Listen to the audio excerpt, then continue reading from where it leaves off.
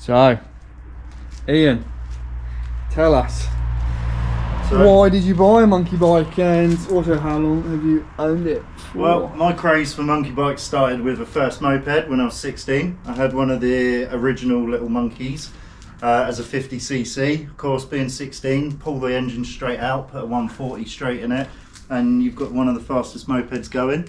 I still own that bike today at the age of 33. I bought this one going onto this because I loved my old one. I've always been into my other one. I've always been on all the monkey rides and into the scene of it. And I just generally love the monkey bikes for what they are. Anything mini bike has always got my heart for everything like this. But this one is a 22 plate. I picked the new brand up because Reese had his one and he talked me into getting a newer bike. Which I'm not going to lie, on the bigger road trips we do, things like that, it has helped out. Fuel injection, reliability wise, they come with the full package. There's nothing these little bikes can't achieve. But I've been, as I say, riding, well, I guess it's got to be around 20 or so more years now for the monkeys, and still well into it today. It's just one of those things that once you've got the bug, once you enjoy it and you absolutely love working and riding them, that is kind of where your heart lies for them. Met so many people, go out on a lot of the runs, all the boys on all the forums that organise all the runs. Big shout out to you boys because it's been the most amount of fun over the years. Camping trips, London trips, Devon trips, you name it, they're banging them out left, right and centre. And the people are absolutely awesome on all of the runs and all of the meets that we do. It's nice to talk to fellow interested people that are interested in them. It's nice to also converse on things with parts and shops and places to buy your parts.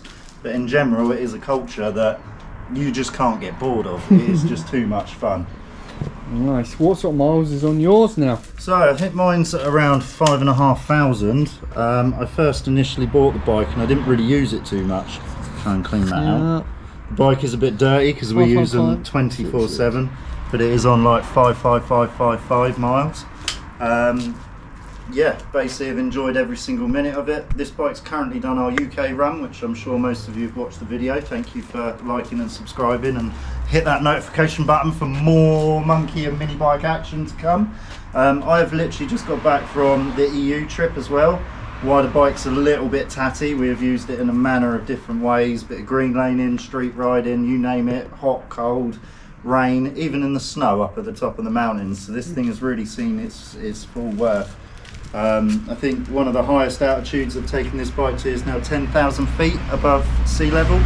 So I've literally been able to enjoy it in a manner of different ways for sure. Nice. So, talk to me about the engine and engine mods. So I'm pretty fresh on the engine at the moment. I've obviously done a lot of bling, but I'll get to that later. I guess we'll start with the air intake. I knew we was going around the UK doing a bit of a tour, so I made my own stuff. I'm a bit of a fabricator. I like to create stuff, try stuff and make it all work. I used the original case for the airbox here. Put it up, I've drilled a hole. Obviously my filter's hidden inside there so it doesn't get any water or anything. I've used silicone hoses just to feed the air intake, which has worked really well. I think I paid £10 for the two 90-degree hoses, £10 for the filter inside there, and obviously reuse the case. So I guess the intakes cost me about £30. Originally I had it coming just straight off of this first bend, but because of all the wet riding, the rain and everything else I knew we were going to face on some of these upcoming trips, I thought it was just best to put it in there. And if you've watched our UK trips, you will see the problem with Reese's air filter along the way, being here, getting all the spray, yeah. So I did a £30 job. I'm not going to lie, it's made it breathe a lot better. It put the performance up, gave me a better top end, better acceleration, and I really like the look of the setup, to be fair. It's one of a kind. That's Carbonair created, don't copy my ideas. Then running from there, we've obviously got a pipe. Again, I fabricated the pipe myself because I can TIG weld and all the rest of it. It is a bit dirty, the whole bike is, because I've been using it. I set it up with a KO rear can, all spring loaded. Comes with a separate reducer to obviously keep the sound down and everything else. I prefer running the pipe without it. I like being noisy, I like being heard, I like the truckers knowing that we're next to them on the motorway. And also it has increased the performance massively. With the air intake and the exhaust together, I was seeing another 10 miles an hour out of the bike. I've copied the design of the tube style and stuff off of Reese's, so I knew that the flow would sort of work. I've done 2 makes in the past, one that actually contoured around the engine. It was a right bugger, but it looked really, really cool. This time I've just gone for a much more simple build, which has worked for my trade perfect. I think the tubing cost me about £20. Obviously the fabrication is free because I've done it myself. The back cam was £50 off of an eBay seller, and there we go. We have built ourselves a really nice little pipe for very, very, very little money. Nice. Going on to Spark, done the same. Ben's Bikes Racing, I chose the blue colour for the coil and all this. Not an NGK unit like Reese's, we're a little bit smaller diameter, and wire inside is copper, nice clean looking. We've got a waterproof cap on the end, has never had a problem. I've put the Iridium spark plug in, which definitely gives you more throttle response. Like Reese has said in the past with the video, you get different ratings of plug. If you're doing short journeys, you can use the, I think it's the 7, or is it the other way around? Depends what make plug you're on. I suppose, but on the NGKs you get a 6 and a 7 number, and they're to do with the heat rating, so obviously use them equipped. I also carry spare ones in the little tool bag, because you never know if you're going to need a plug, and you don't want to get caught out with something so simple. Engine wise though, that is about all I've done. I've got obviously some bling, which I bought off Ben's Bikes Racing. Again, Ben's Bikes Racing. Moritech is the brand. This was supplied off of GY Motors, which is a good eBay seller for quite good parts for the money, to be fair. If we go round to the other side, we are running a Moritech see-through cam cover, which is one of my personal favourites on this bike. I could not find the tappet covers see-through, so GY supplied the see-through tappet covers, but annoyingly when it sprays the oil out of the jet you can't see a whole lot, but it's cool to have, although they are a little bit prone to leaking, which is quite annoying, but it does add a bit of style. I've got the timing blanks off of Ben's Bikes, and then the Defender off of GY Motors again. We got a Pico shifter because it just gets rid of the mech, makes it a lot more direct. It's still an absolute bum to try and find neutral on, but there are a lot of people saying you've got to select it before and after you stop and all this, but in general they are a bit of a nightmare to get into neutral. But engine wise I also have the uprated clutch and stuff like that. Have not fitted it yet. We are going for the big bore next over this winter, which we will do a shoot of a video of install. Same with the clutch that we have provided. I've gone up to a 6-plate clutch instead of the standard 5 by sorry for the car, by EBC, and uprated 60% springs and retaining, what's the retaining bracket? The pressure plate. The pressure plate, that's the one. We've gone for the uprated one of them, billet steel or billet alley. But that's about all we've done really. The EFI on these, from my knowledge, seems to learn how you ride. A lot of people are like, why are your bikes going so fast? How are you getting so much out of them?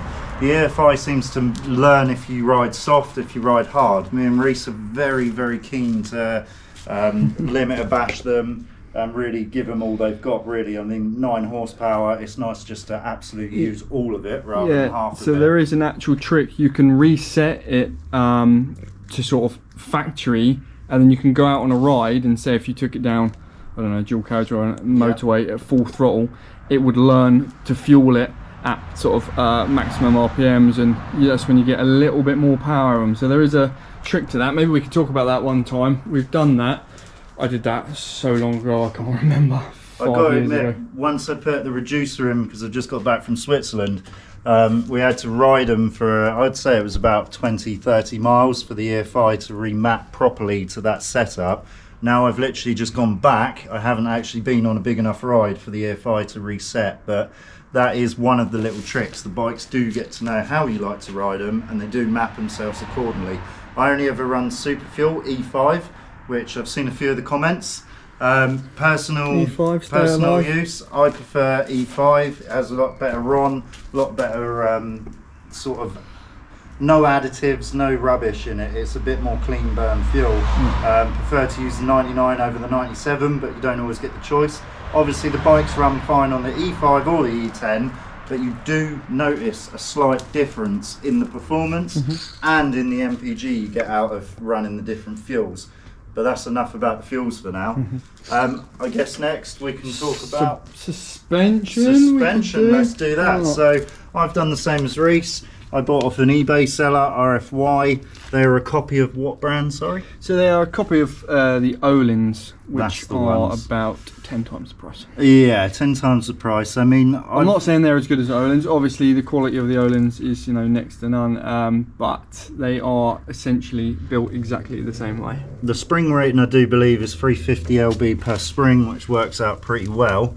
I've never had too much dramas with them. These actually come off my older monkey bike. I actually swapped them over, and they have done quite a few miles. Since, with all the luggage on the back and stuff, I have actually popped one of the shocks, which is this one. So I am going to have to obviously do a little bit of buying and replace the shock, but it is nothing on the actual shock brand. It's been on the use. The amount of weight I had on the back of this bike with the EU trip was unreal. If we move on to the front forks, I've done the same. I've put the 6.5 Newton meter springs in. I do believe that weight ratio is around about 100 to 110 kilos, which I am not, but I wanted to be slightly over. I have uprated the forecoil to a Lucas 15 weight, which has done quite well. On most of my mini bikes, monkey bikes, I run 20 weight, but that's more for the off-road sort of appliance. I wanted some sort of cushion when we put them in. And I mean, personally, look at the blue. Oh, it is lovely. I've dropped my fender down with the fender drop. That is because obviously with the big bore I'm going to be running the oil cooler and I needed to create some space, so that's literally why I've done that. If I do a little bounce test on the forks, you will see that they don't go anywhere near bottoming out. They've got a really nice rebound to them, and we have done a fork build video on our YouTube, which I will drop soon, as just reminded me. But yeah, so that's basically what we've done on the suspension side of life.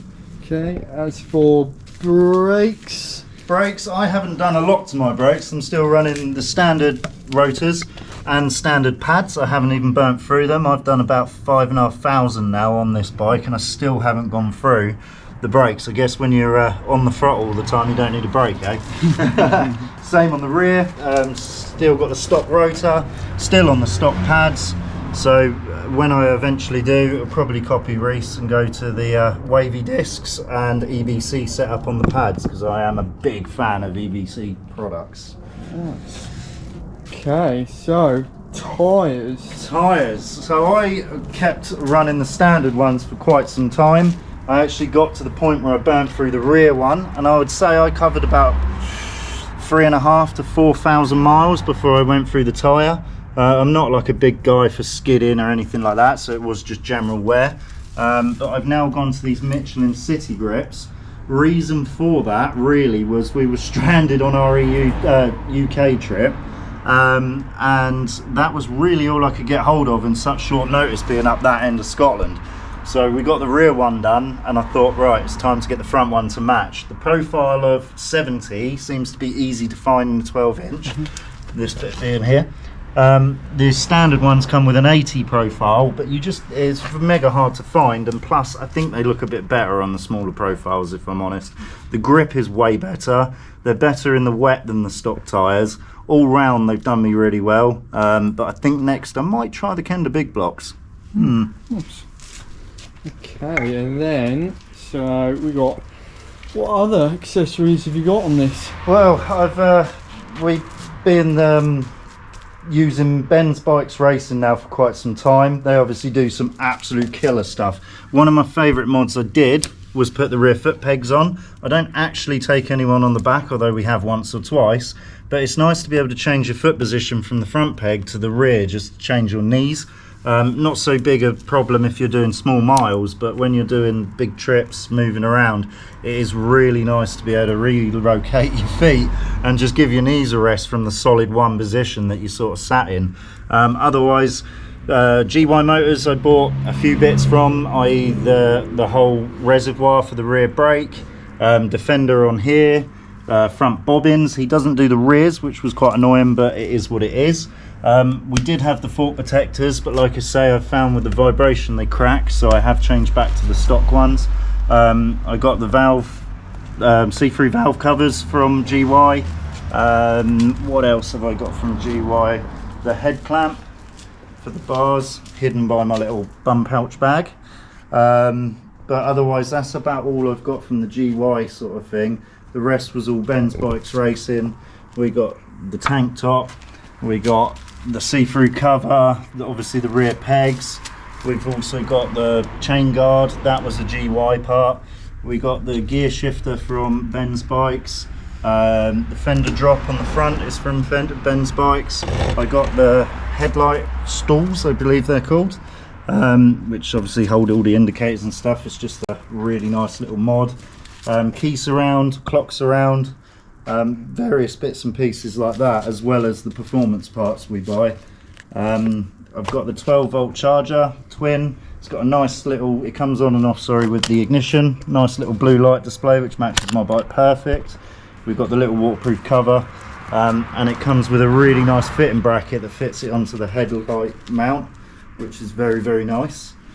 We've got the front brake defender, which is from Ben's Bikes Racing. And that is really sort of all the blinged up bits that I've managed to pull off. Pro taper bars as well. Yeah, we got the KLX 110 bars, a little bit wider. The RX 50 bars are an inch taller and about an inch shorter, but we've gone for the slightly lower down 110 bars that are a little bit wider. It really gives you a bit more stability when riding.